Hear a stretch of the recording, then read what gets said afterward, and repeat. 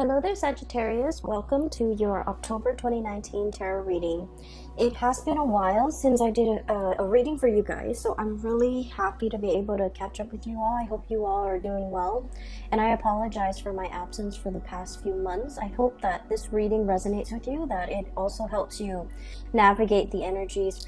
So, let me talk about what I sense when I was shuffling out the cards, okay? And then we'll talk about this spread. Needless to say, I feel like this spread is very, very focused on all the important love relationships in your life, okay? And I feel like we have four people here, like four court cards indicating people. And we have water signs, earth signs, and air signs. So you're dealing with a lot of people. And for some of you, you might be dealing with all three of them. Others, you might be dealing with facets of each of these characters.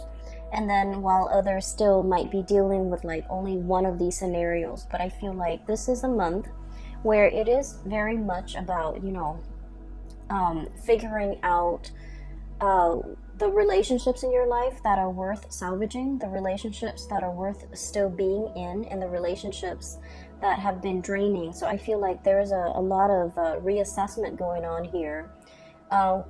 Libra is about the balancing scale, and as we head into Libra season, I feel like the imbalances, unequal give and take, lack of reciprocity in relationships, in all partnerships, in all of our communication with another person will be very evident. And so it's a time for us to really take stock of what's not working or what is working, and to figure out solutions to balance out the give and take in relationships. Okay, so I feel like for a lot of the signs, for a lot of people in general, everything that has happened since the month of January moving into now in the month of October, I feel like you're getting signs and messages along the way to indicate to you what is lacking, what's not working in your relationship. And I feel that it's time for you to take the knowledge and the wisdom with you and try to either fix the relationship if you are still in love, leave the relationship if you're no longer in love, and seek the right partner that will give you that sense of equal balance, give and take, and reciprocity, so that you can move on to better relationships. So it is an important month to put theory into practice, to figure out what you have already learned and how to implement that into the world, okay? So when I was shuffling out the spread for you, I saw two images. The first one is I see you sitting at a table, and it looks like a karaoke bar. There's like a stage, a makeshift stage. It's not a platform or anything. It's just an area they cleared out. There's a microphone in the middle, and you're sitting at a table and you're looking at somebody. Their name is called up, and so it's like an open mic night, and it's at a bar. You're having your drink, and you're a man. Like, I can't really make out the features, but he's at a table looking at the microphone. The name is being called on the mic, and the next person who's supposed to sing a song steps up to the mic. The music starts, the soundtrack, the cues, the lyric cues start, and this person is ridden with stage fright. And the person didn't sing on cue, like the person just didn't sing. Okay, so then it leaves that air, the scene kind of breaks up, and then another scene emerged. And I'm going to talk about the first scene first before I go into the next scene. So I feel like the concept about being overwhelmed with fear, being overwhelmed with emotions, being overwhelmed with how they feel, being like just disoriented, the spotlight's on them, they don't really know how to react. So I feel like for many of you, this is not you, this is a person that you are dealing with, okay? I'm getting the word agoraphobic, somebody who is like not great around big crowds, large groups of people. They don't operate at their best when the spotlight is shown on them. And I feel like, they try their best to try to break out of these antisocial behaviors or stage fright or whatever it is. They're trying to, they're trying to kind of like break out of their own shell and to do something where it incorporates other people, but they're not able to overcome social anxiety. And I feel like the social anxiety is a big part of their personality. They're extremely introverted, possibly very, very shy.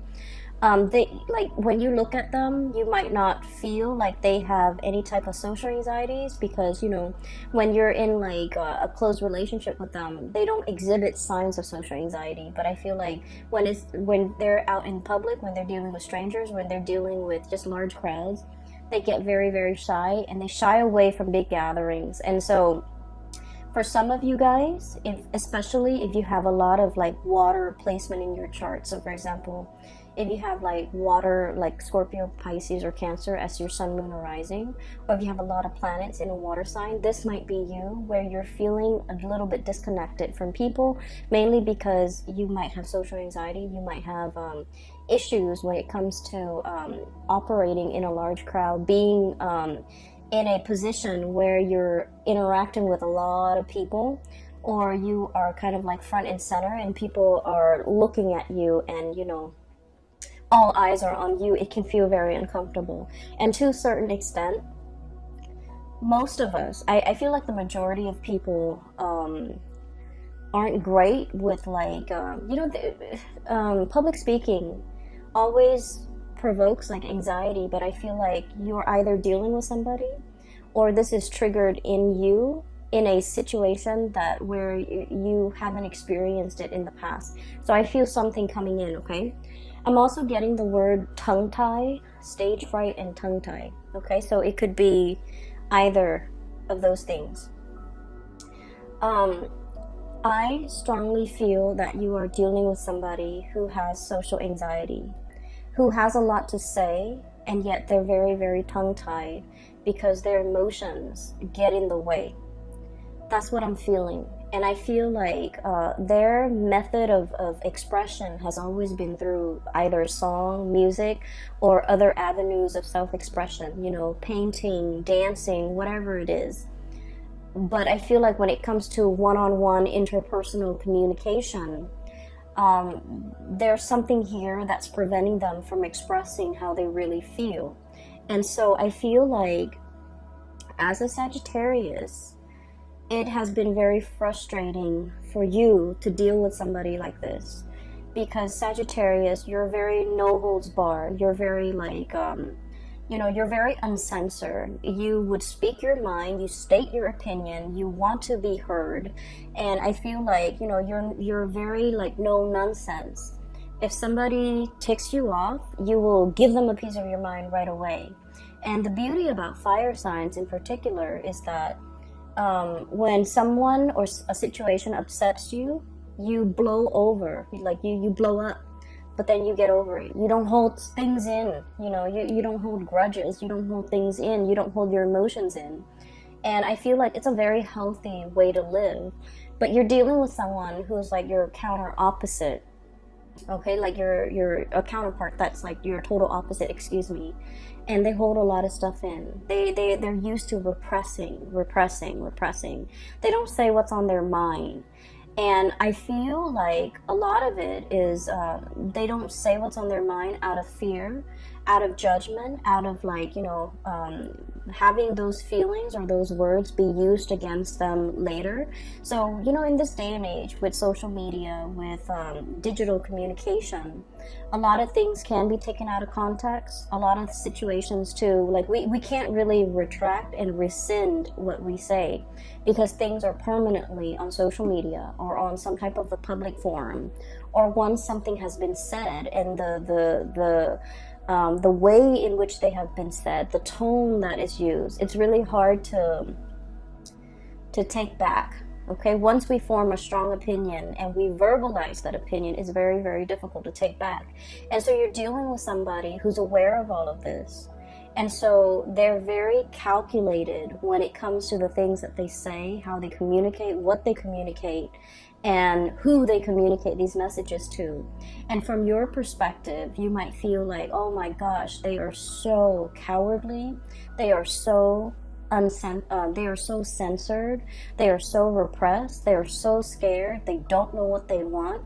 And so you run through the gamut, like these myriad of reasons why somebody or the other person might not, you know, express how they feel. But I feel like yes, they might be all of those things, but the important thing is that they have been repressed for a very, very long time. That was like a survival mechanism. That was how they dealt with grief. That was how they dealt with changes. And that was like, it's purely survival, okay? I don't blame people when they do things on a purely survival basis. Even as an adult, you know, we're conditioned to behave a certain way. And so I feel like it's hard for you to understand this person. It's very, very hard for you because you are out and free and you know, unaffected, okay? And you're very uncensored. And so you don't understand how somebody could be so different from you. So I feel like there's a lack of understanding here, but I also feel like there are issues with the other person. And I feel like a mix of cowardly, a mix of stage fright, a mix of social anxiety, a mix of repression, a mix of, you know, just life experiences that makes them very, very calculated when it comes to what they say, calculated when it comes to what they to expressing their emotions. Okay, so that's where we're at. Okay, so that's the first thing with that karaoke situation. The second image that I'm seeing here is I have this little boy. He's wearing a raincoat and his little backpack, and it's like in the morning, and it's kind of drizzling outside, and he's waiting for the school bus. Okay, so he's about like 5 or 6. He's waiting for the school bus. The school bus is supposed to pick him up in front of his house, but he's in the porch because it's kind of sprinkling, and he's debating, you know, I don't want to go to school today. Kids are mean to me, or, you know, I just don't want to go to school today. I don't want to be in school. It's kind of rainy. I'd rather be home. I'd rather and I don't feel that great. And I feel like he doesn't feel that great. It's the weather affecting him. But, you know, children, they can't really verbalize these things. So he's just like, I feel crummy. I want to stay home today. I should tell mom that I don't want to go home. So he's like running through these thoughts in his mind. And then he's like, I don't want to go home. I don't want to go. I don't want to go to school. I don't want to go to school. I want to stay home. And then he's still deliberating in his mind. Should I go back in and tell mom I don't want to go to school? And then just then the bus comes and the bus door opens and he's like, I don't want to go to school. Should I just go back inside and tell mom? And then he finds himself walking towards the bus. And then the door closes and the bus takes off because he took too long. Okay, so I feel like, once again, this could be you or another person that you're dealing with. And I feel like it's a situation where it's uneasy. You have like a gut reaction or a gut instinct on what you should do, right? Like you might have a disaffinity for something, like a lack of liking for something, or an aversion to something, or like just a repulsion towards something. And then you're trying to rationalize, like, why do I feel this way about this person? Why do I feel this way about this situation? And I feel like your intuition has been right. Your intuition is telling you, you know, that might not be the right person for you. That might not be the right situation for you. And crisis averted, because I feel like at the end of the day, the door closes. He missed his bus, but he gets to stay home. And so in a way, it's sort of like a situation that can be a self-fulfilling prophecy as well. Okay, taking too long to make a decision. First of all, do I go to school or do I stay home? Taking too long to make a decision. And then at the very last minute, the decision is made for you. That option is ruled out for you. And so inaction, I feel, is as dangerous as like lack of action, or doing something where your heart is not 100% committed in it. It can lead to failure. Does that make sense? Because I'm feeling like there's a self-fulfilling prophecy.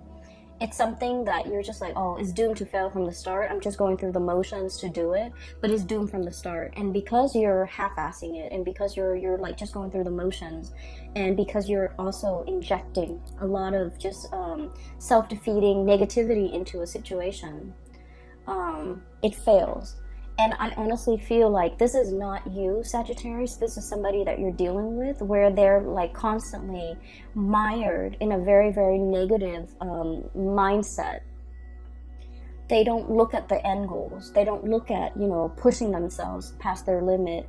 They let fears and discomfort gets the best of them. They don't challenge themselves. They're not inspired to be a better person. They're not, you know, grasping for these high ideals. So then whatever they do inevitably flops. And you might have witnessed this. You might have been, you know, dealing with them when they go through life and making these decisions. And it's like, the hardest people for a Sagittarius person to be around are people who are very, very negative, okay? I feel Sagittarius people are the most optimistic, or the most carefree, or the most like, you know, it's gonna work out, like just fearless people that I've ever encountered. And I feel like you're dealing with someone who's a naysayer, who's very mired in negativity, who's constantly like, they do things and they're just like, oh, it's not going to work out. So they give up even before they even try. They give up even before the situation started, or they shut something down before it has an opportunity to get off the ground. And you're realizing it now. You're realizing that energetically they are affecting you, okay? The other part of this that I want to emphasize is he wanted to stay home, right? Like the little boy, he wants to stay home. He didn't say anything. And then I feel like there's something here about, you know, tongue-tie, not being able to speak, not having the right vocabulary, not feeling fearful, feeling afraid, feeling censored, okay? So those are the key words as we head into this month, and hopefully these messages will provide a lot more clarity for you when you're dealing with with another person that behaves this way. So right off the bat, what I'm feeling is this is a month of major communications, okay? And especially as it relates to like feelings, emotions, being like where things are kind of laid bare. They're out in the open. They're happening very fast.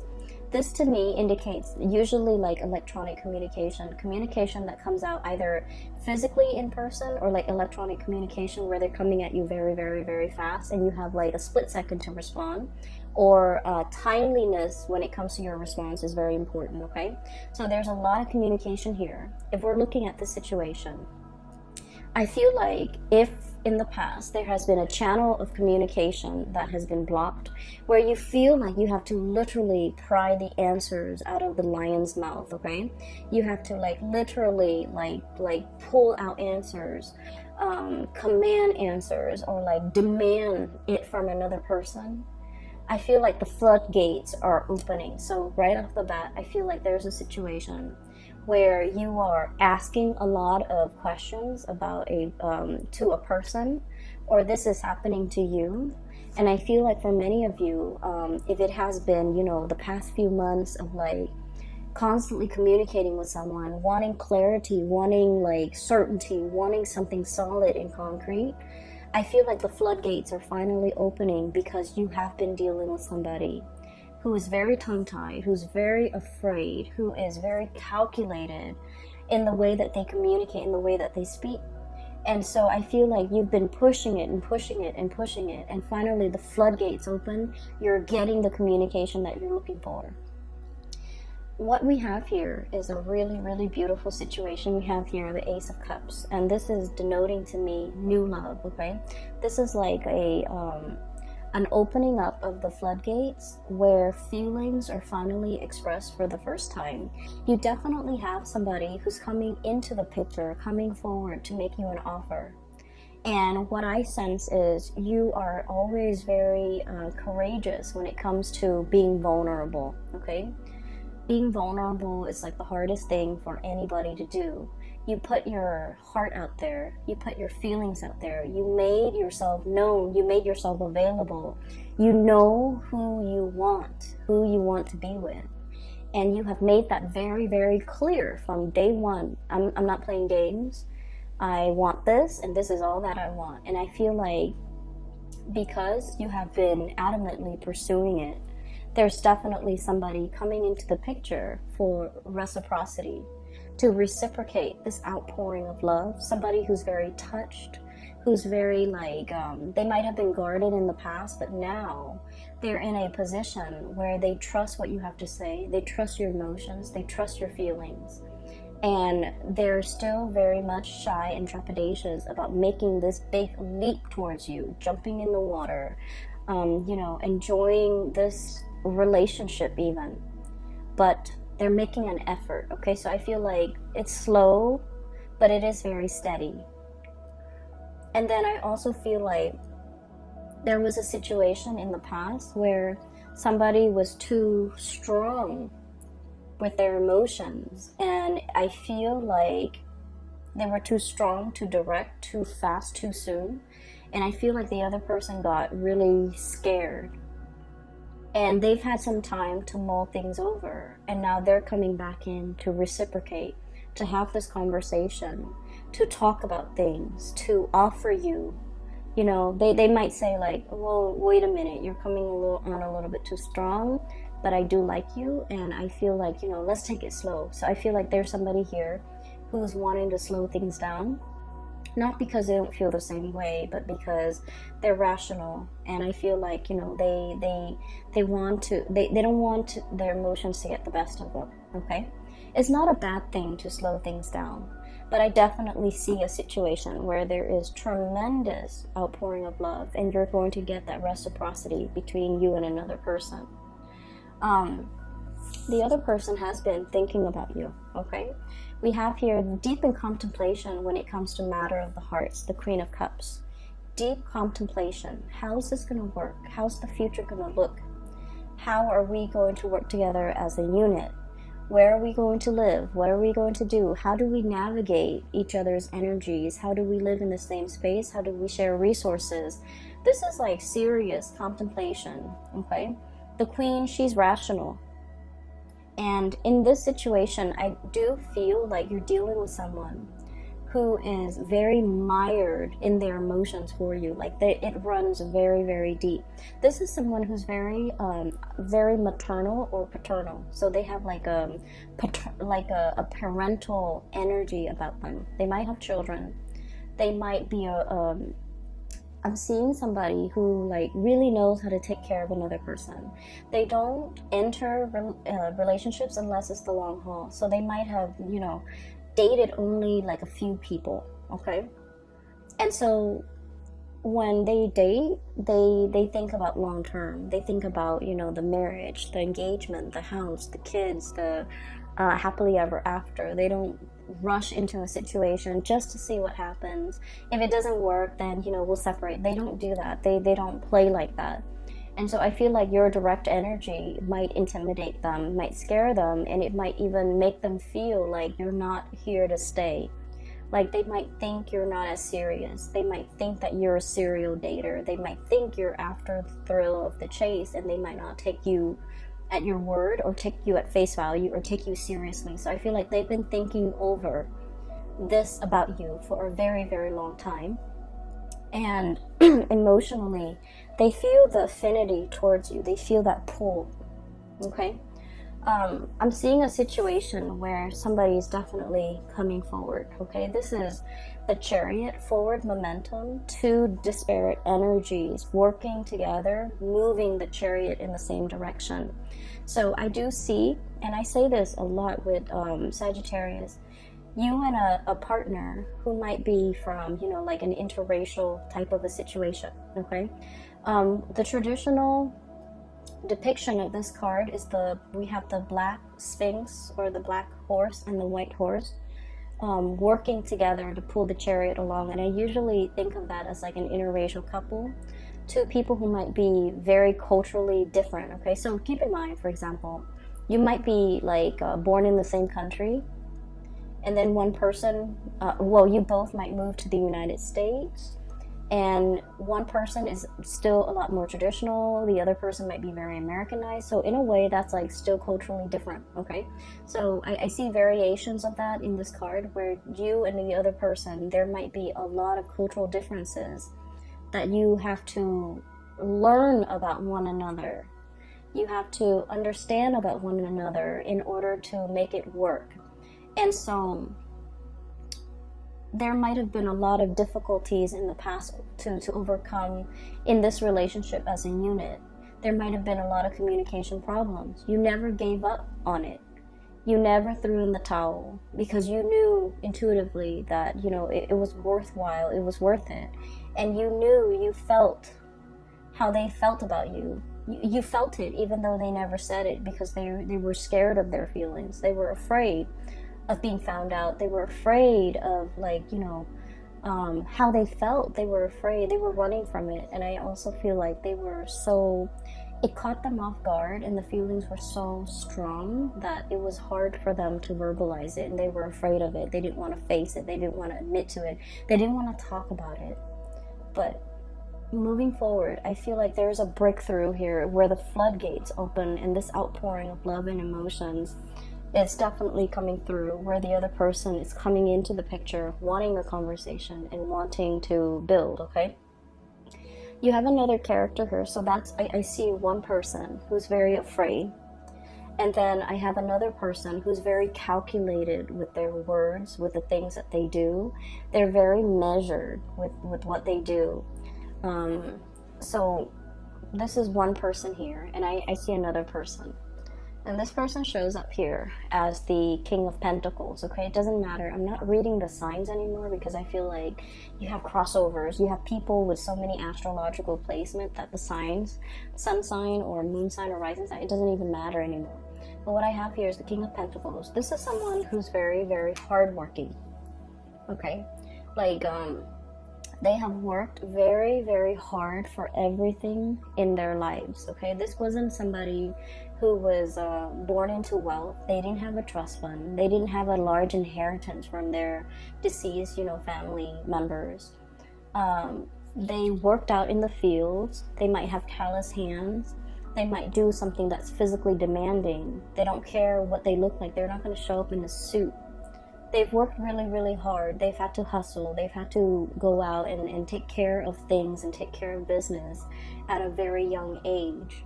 And when you're deprived of a childhood, when you've had to grow up really, really fast, when your whole life was all about work and responsibilities, you can be very, very emotionally absent, right?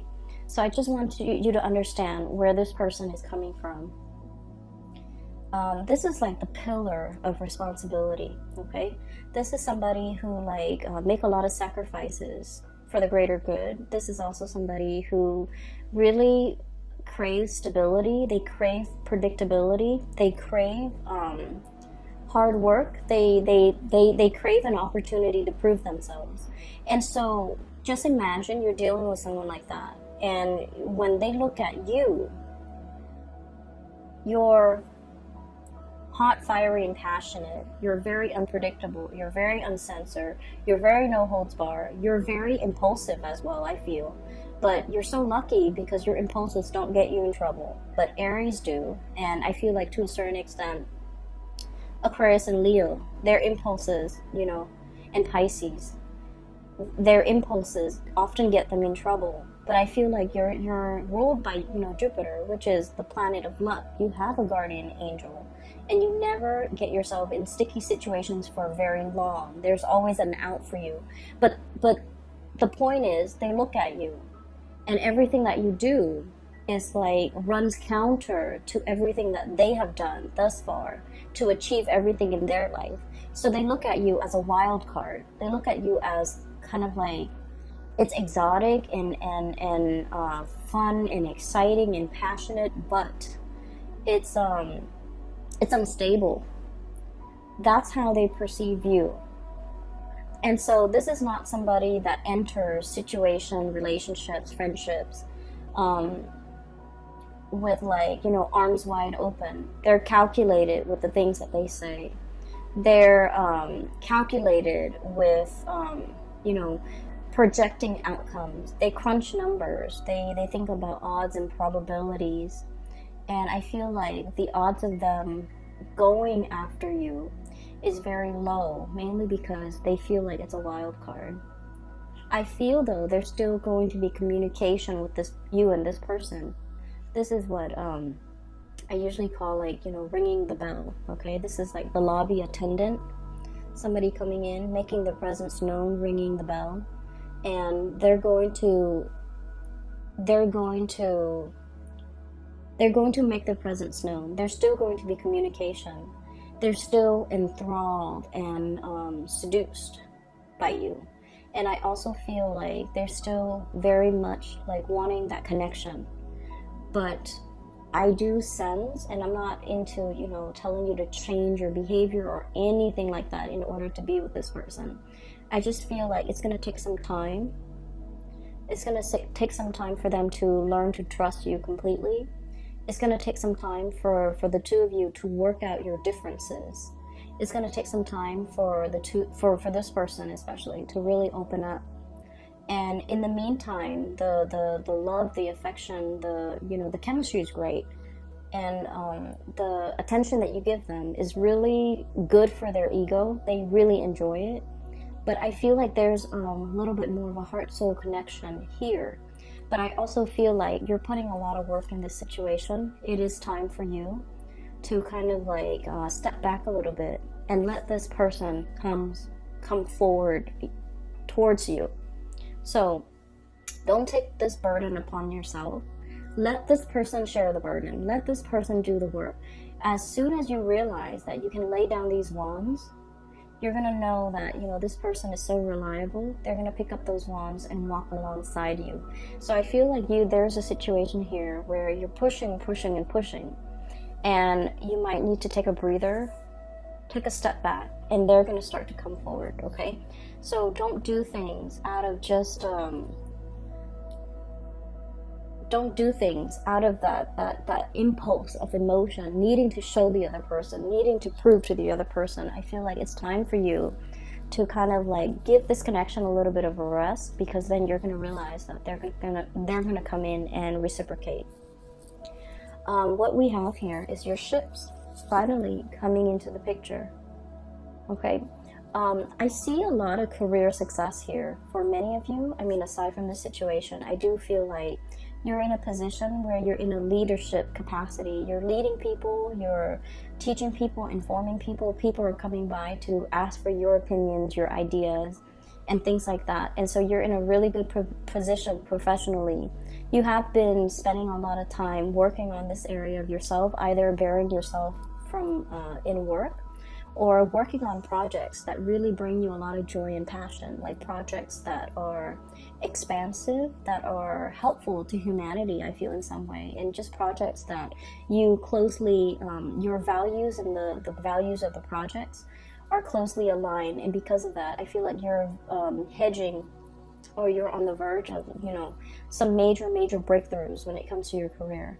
And because you're in this position, you have a lot of things going on. You have a lot of suitors in your periphery, and you have you're just in a very, very good space where your attention is not preoccupied, or it's not scattered, and is not caught up in some control situation where you want a certain outcome. I feel like you're in a very good, free, breathable space, and it's expansive. Because of that, I feel like energetically you're allowing the right people to come into the fold for you. You're making room for the people that want to reciprocate, and you're laying down these burdens as well towards people that are not in the picture for your greater good, or who are not willing to put in the time and the work and the effort. Okay, so I definitely see some major communication breakthroughs. The last card here that we have is the King of Swords. And the King of Swords is, once again, all the characters that you're dealing with, especially the two kings, King of Pentacles and King of Swords. These are not emotional types of people.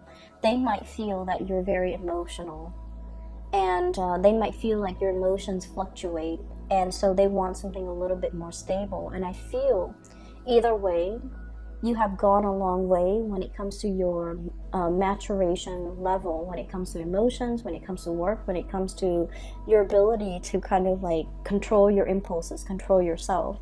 And I feel like that makes it a lot easier for them in their interaction with you, in their communication with you, to be able to, have a conversation and feel like they can express themselves, and feel like you're to finally understand how sincere you are.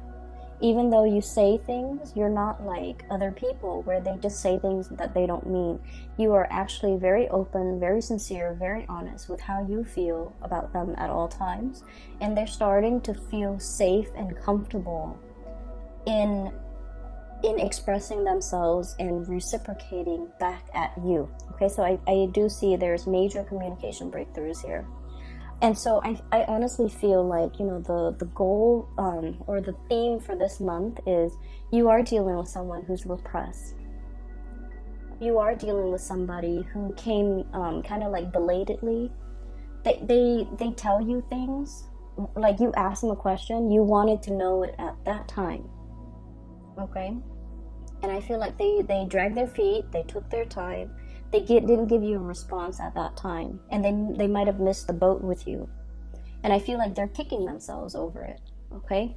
And that is why they're coming back, making their intentions known. That's why they're coming back, and they're starting to realize that there was a sense of urgency. There was a sense of like, you know, if you're not gonna reciprocate, if it's something very simple, as easy as like just telling me how you feel, and the other person was not able to reciprocate, I'm sensing that they kick themselves. I'm sensing that there's regret. I'm sensing that's why they're coming back in, because they understand and they feel safe in the sincerity of the way in which you express yourself.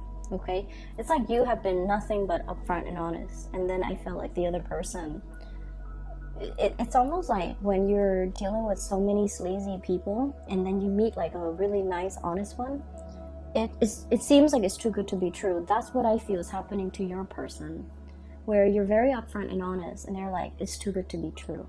That person must be hiding something. That must be a facade. That must be a front. That can't be real. Okay? They have their own hang-ups, Sagittarius, and you kind of just need to let it be.